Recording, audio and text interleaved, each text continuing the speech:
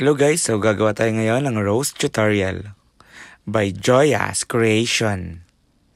So for the start, mag-ready tayo ng mga maikling fuzzy wire, isa 15 cm, tapos yung mga 20 cm. So gagawa muna tayo ng maliliit na petals, kuha tayo ng maliliit na cut ng fuzzy wire. Ayan. So criss-cross natin, tapos flip natin yan, 3 beses natin i-flip. Tapos dagdag pa uli na isa pa. Flip uli. Ayan. Tapos, pag okay na, ipagpantay-pantayin lang natin yan.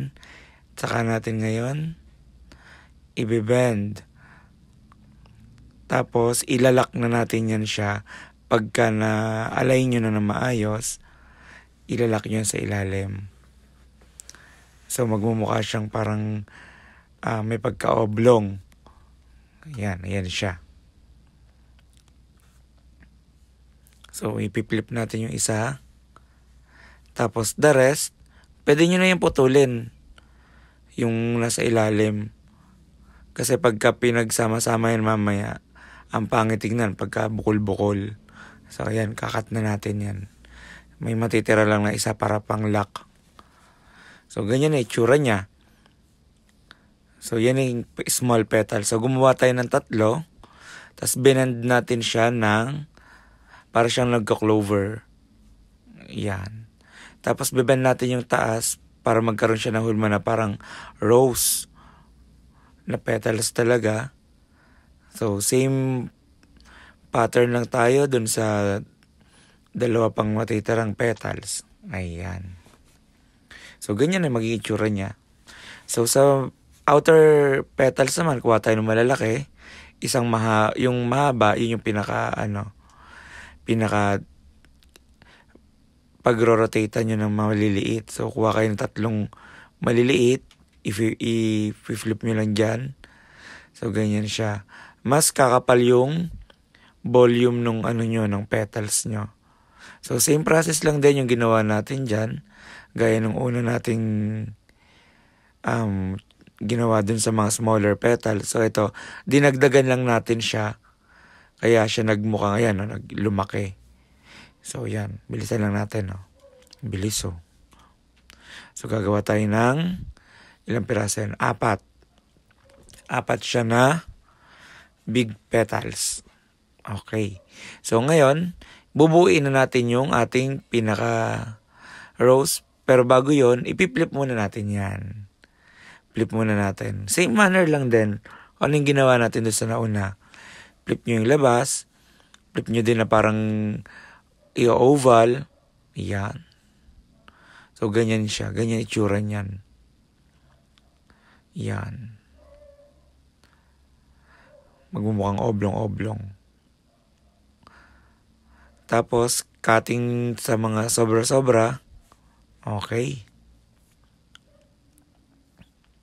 Diyan, sinagad na yung cut kasi pwede na siya mamaya kasi lalagyan pa yan ng dagdag. Tapos yung dulo, ayan, no? Yan. Pwede na siyang kasi palobo naman yung niya, yung design niya. So, hindi siya mag-attach dun sa pinakailalim. So, proceed na tayo sa pagdidikit. Okay, dikit mo na yung mga ilalim. Gamit tayo dyan ng glue gun. Tapos, dikit tayo ng pinagtusukan ng barbecue. Ayan po. So, yan. So, yan na yung first layer ng ating rose flower. Kaya siya 3. Ayan. Okay. Tapos, isusunod din natin yung outer layer. Yun. Dun kami nagdidikit sa pinakailalim, yung pinagtiklupan kasi pwede ka dong maglagay ng maraming glue. So, ayan siya, oh. Yan yung forma niya. So, sa sepals naman, kuha kayo ng isang buo na fuzzy wire, tiklop nyo sa gitna, puputulin, tapos puputulin nyo ulit. Bali, makahati siya sa 4. So, ganyan lang. Pagsamahin nyo lang yung 1/4 na putol, tapos flip nyo ng ganon. So, parang kahawig lang din ang paggawa ng petals kanina. Magtira lang kayo ng Ayan. Yung malilinggit.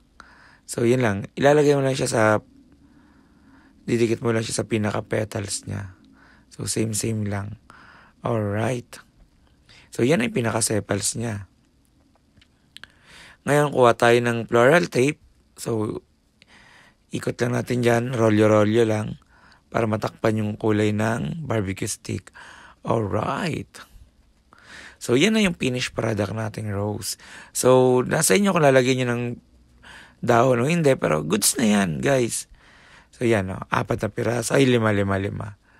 So, goods yan. Thank you for watching and have a good day, everyone.